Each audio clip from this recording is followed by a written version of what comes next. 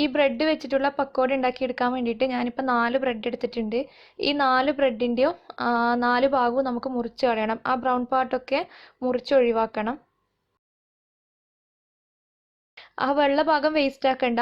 അതുകൊണ്ട് കട്ട് ചെയ്യുമ്പോൾ ഒന്ന് അടുപ്പിച്ചിട്ട് ഈ 4 ഭാഗവും നമുക്ക് കട്ട് ചെയ്ത് ഒഴിവാക്കണം. ഇപ്പോൾ 4 ഭാഗവും ഞാൻ കട്ട് ചെയ്തിട്ടുണ്ട്. ഇനി നമുക്ക് ഈ ബ്രെഡ് ഒന്ന് സോഫ്റ്റ് ആക്കി എടുക്കണം. അതിന് വേണ്ടിയിട്ട് ഒരു ബൗളിലേക്ക് ഈ ബ്രെഡ് ഒന്ന് പറിച്ചിട്ട് കൊടുക്കാം. ഇങ്ങനെ ചെറുതായിട്ടൊന്ന് പിച്ചിയിട്ട് കൊടുക്കാം. ഈ ബ്രെഡിലേക്ക് നമുക്ക് കുറച്ച് വെള്ളം ചേർത്തിട്ട് നല്ലോണം ഒന്ന് കുഴച്ച് മിക്സ് ആക്കി എടുക്കാം. ആ ബ്രെഡിൻ്റെ എല്ലാ ഭാഗത്തും വെള്ളം എത്തിയിട്ട് ബ്രെഡ് നല്ലതുപോലെ സോഫ്റ്റ് ആയി കിട്ടണം. ഇതിപ്പോൾ ഞാൻ ഇതുപോലെ കുഴച്ചെടുത്തിട്ടുണ്ട്. ഇനി നമുക്കിതൊരു 10 മിനിറ്റെങ്കിലും മാറ്റി വെക്കണം. വെള്ളം കൂടുതലായിട്ടുണ്ടെങ്കിൽ ബ്രെഡ് അതൊന്ന് വലിച്ചെടുത്തിട്ട് ബ്രെഡ് ഒന്ന് സോഫ്റ്റ് ആയി കിട്ടാൻ വേണ്ടിയിട്ടാണ് ഇതൊരു 10 മിനിറ്റെങ്കിലും മാറ്റി വെക്കുന്നത്. അപ്പോൾ നമുക്ക് 10 മിനിറ്റ് കഴിഞ്ഞതിന് ശേഷം ബാക്കിയുള്ള പരിപാടി ചെയ്യാം. ഇപ്പോൾ ഒരു 10 മിനിറ്റ് കഴിഞ്ഞിട്ടുണ്ട്. ഇനി നമുക്ക് ഈ ബ്രെഡിലേക്ക് ചേർത്ത് കൊടുക്കാനുള്ളത് 1.5 മീഡിയം സൈസുള്ള സവാള ഇതുപോലെ നീളത്തിൽ അരിഞ്ഞതാണ്. ഇത് നമുക്കിതിലേക്ക് ചേർത്ത് കൊടുക്കാം.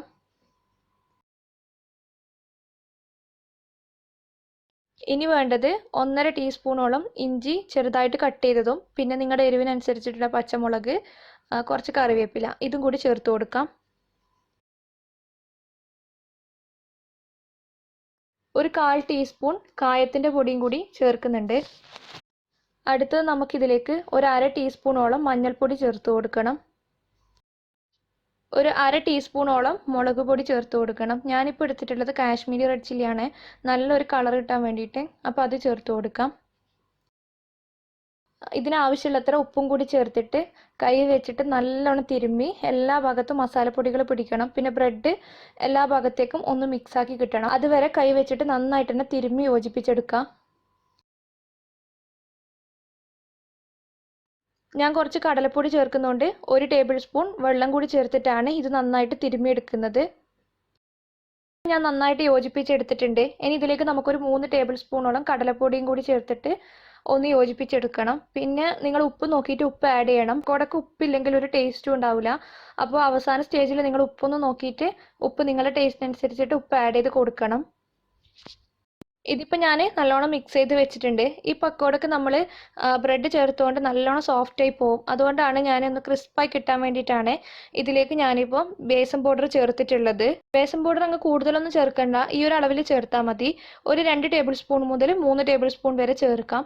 എന്നിട്ട് ഇതുപോലെ ആക്കിയെടുക്കണം. ഇനി നമുക്ക് ചൂടായ എണ്ണയിൽ ഇതൊന്ന് ഫ്രൈ ചെയ്യണം. പക്കോട എണ്ണയിലിടുന്ന സമയത്ത് എണ്ണ നല്ല ചൂടുണ്ടാവണം. പ്രത്യേകിച്ച് ബ്രെഡാണ്, എണ്ണ കുടിക്കാൻ ചാൻസ് ഉണ്ട്. അപ്പോൾ അത്യാവശ്യം നല്ല ചൂടുള്ള സമയത്ത് തന്നെ നമുക്കിതിലേക്ക് ഇട്ട് കൊടുക്കാം. ഞാനിപ്പോൾ കൈ വെച്ചിട്ട് കുറച്ച് അങ്ങ് ഇട്ട് കൊടുക്കുകയാണ്. ചെറിയ ചെറിയ പക്കോട കിട്ടാൻ വേണ്ടിയിട്ടാണ്. സ്പൂൺ വെച്ചിട്ട് ചെയ്യുകയാണെങ്കിൽ സ്പൂൺ വെച്ചിട്ട് ചെയ്യാം. എന്നിട്ട് ഇതൊരു മീഡിയം ഫ്ലെയിമിലേക്ക് മാറ്റണം.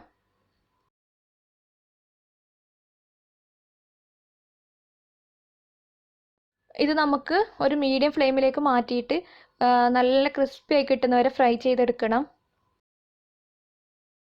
ഒരു ഭാഗം ഏകദേശം റെഡിയായി വന്നിട്ടുണ്ട്. ഈ ഒരു ഭാഗം റെഡി ആയി കഴിഞ്ഞാൽ നമുക്ക് ഫോർക്കോ സ്പൂണോ എന്തെങ്കിലും വെച്ചിട്ടൊന്ന് മറിച്ചിട്ട് കൊടുക്കണം.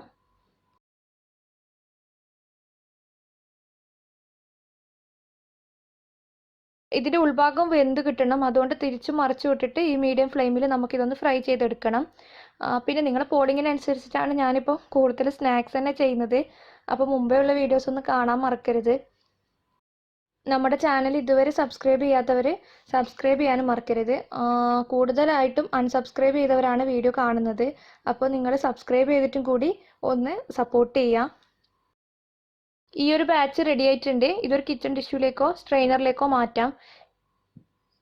ഇതുപോലെ തന്നെ ബാക്കിയുള്ളത് നമുക്ക് ഫ്രൈ ചെയ്തെടുക്കണം.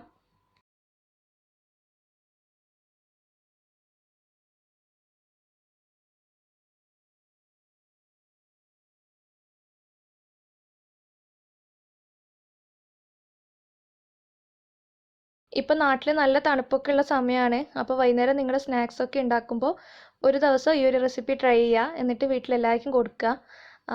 അതുപോലെ ഈ ഒരു വീഡിയോ ഇഷ്ടപ്പെട്ടാൽ ലൈക്ക് ചെയ്യാനും ഷെയർ ചെയ്യാനും സബ്സ്ക്രൈബ് ചെയ്യാത്തവരാണെങ്കിൽ ഒന്ന് സബ്സ്ക്രൈബ് ചെയ്യാനും മറക്കരുത്. താങ്ക്